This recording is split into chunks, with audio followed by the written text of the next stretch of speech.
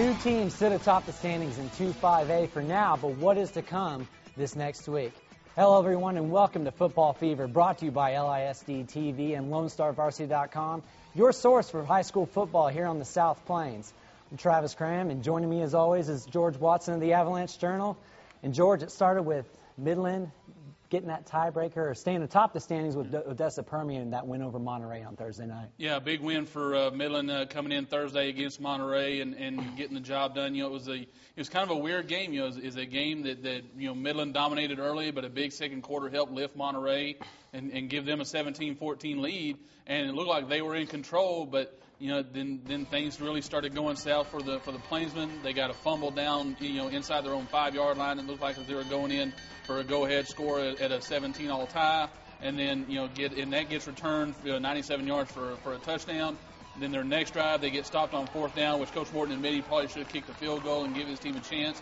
The next play after they get stopped on downs, Darius Miller runs 83 yards for a touchdown, and the game's pretty much out of reach by there. So a tough loss for Monterey, and now it kind of knocks him back into the outside of the top four in those standings, thanks to everything else that happened in the district, and it's going to be tough, for Monterey, Coronado right now, really have a long road ahead to get back in the playoff chase.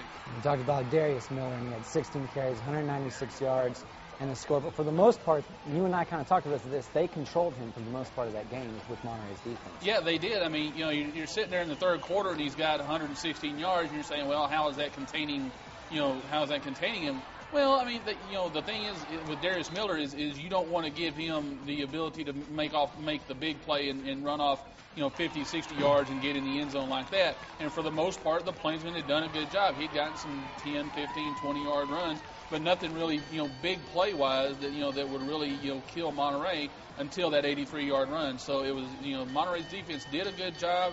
They were shutting down the passing game of Midland. Jordan Vestal with a couple interceptions. So they had really made Midland a one-dimensional team to that point.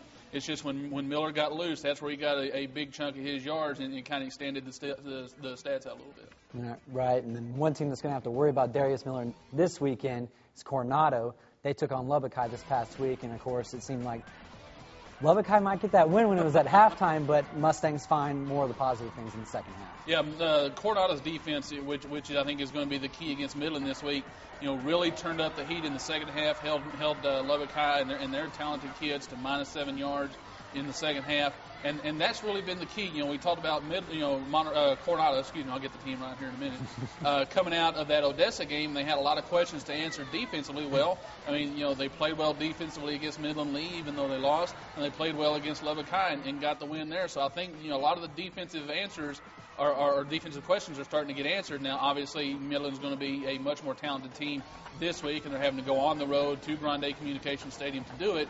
But I think the questions are starting to get answered, defensively for Coronado. Now I think some of the offensive questions are starting to step up. Chris Camp didn't really look that good. He was overthrowing and underthrowing, kind of like Tony Romo the other night on a lot of his passes. But they were able to lean on a running game and really surge ahead and keep control of the game there in the second half. All right, some of the other scores from round 2-5A. Midland Lee getting a 38-20 win over Tascosa. Amarillo 28-16 over San Angelo Central. And Permian getting the win over their crosstown rivals, Odessa, 54-20.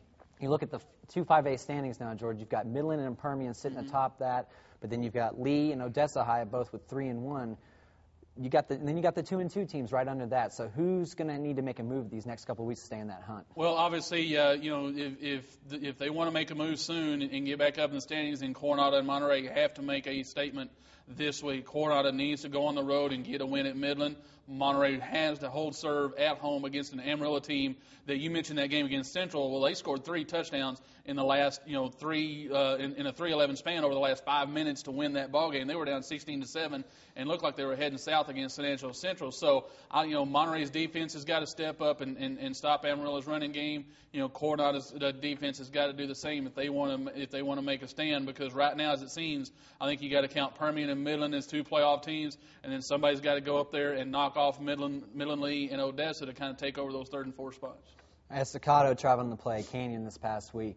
It seemed like Coach Cervantz and them had a good start to the game, but just too much with Canyon. Yeah, we get into district this week, and people are going to have questions about Estacado, and I keep trying to tell people, for this district, they're going to be all right. They're not going to face anywhere near the kind of talent that they faced in teams like Pampa and Hereford and Canyon. Well, Canyon's a very, very good ball club, and Snyder is really playing well, that beat Estacado as well. So they're not going to face any teams that I think are that talented in their own district. They're going to face some good teams, don't get me wrong, but nothing of that caliber, which I think will help Estacado. I mean, they're not going to, be intimidated by anybody going into district. And like I said, it was a tough tough loss against Canyon, but with Canyon's a good ball club. Just Estacado's, they're young, and I think they're still searching for some things that they really got to get shored up. Now that we're starting district this week. And we'll take a look at those 1-3A games coming up soon. But for now, 3-2A in their second week of district action. Yeah. Denver City and Idalou taking on, and we'll talk to Coach Taylor here in a second. But Idalou doing what they do best. Yeah, I mean, when you look at the standings right now in 3-2A, you got Idalou and Littlefield at the top. Littlefield, squeaking out of a win over Roosevelt this past week. 1-2, which I don't think anybody was unexpected. And then, like I said, my dark horse team for this district was Abernathy. Abernathy's come out and played well 2 weeks in a row and gotten some big wins. But but Idalou looks like they're just rolling and picking up where they left off last year. 47-10 over Denver City. 37-0 the week before that over Shallowater. So Idalou really looks like they've got it going good right now. Yeah, Tanner Cook, 121 rushing yards, 2 touchdowns, gets another touchdown on defense with an interception. But then you talked a little bit about Littlefield and Roosevelt. Littlefield, we thought, especially without Corey Warnock in Roosevelt's lineup, Brian Pointer gets his first start for his dad, but Littlefield getting that last play at the end to win the game. Yeah, I think we're seeing a lot about Roosevelt in the fact that they're able to score points no matter who's in the lineup. Just they're not able to kind of get over that hump and score enough points when it comes to district, and that's something that a young team has got to learn, or an inexperienced team has got to learn. They're still in the first year of that offense, and I'm sure teams that now have a little bit of film on them are able to scout them pretty good. And and Littlefield's defense just plays outstanding every week, and then run the ball really well. So I was a little surprised that it took a last-second field goal for Littlefield to win, but not surprised that Roosevelt made it a close game. But Roosevelt, I think, is going to be there. I mean, even though they started 0-2, I think that they've gotten 2 of their harder games out of the way, and so they should be good to go. I expect them to be right, still in the playoff chase until the end. We've talked about Cook each week and some of those other runners in 3-2A, but now you look at Melvis Hawkins and Hale Center, and who's going to stop that kid from running? They win over Morton. Yeah, Melvis Hawkins, and not only him, but Nathan Shaver, the quarterback, is a great 1-2 punch. And then you throw into the mix, wide receiver Julio Espinoza had a great game, catching the ball. I think he had a couple touchdowns, over 100 yards. So a great job by Hale Center, and it looks like with those 3 guys right now, the way they're playing, they may finally be able to challenge New Deal for that district title. Whether that's going to happen, who knows? Because New Deal is just absolutely rolling right now as well. So when those 2 get together down the road, I'm sure we'll be talking about that when it's going to be a big ball game. But the way that Health Center is playing right now with Hawkins and Shaver and Espinoza, they really, really have things going well right now. Hawkins, 199 yards, 3 touchdowns. Other game was Plainview. They get their second win in a row over Pampa, and so we'll learn more about them, what they got coming up this next week. All right, when we come back, find out who this week's Player of the Week is right here on The Fever.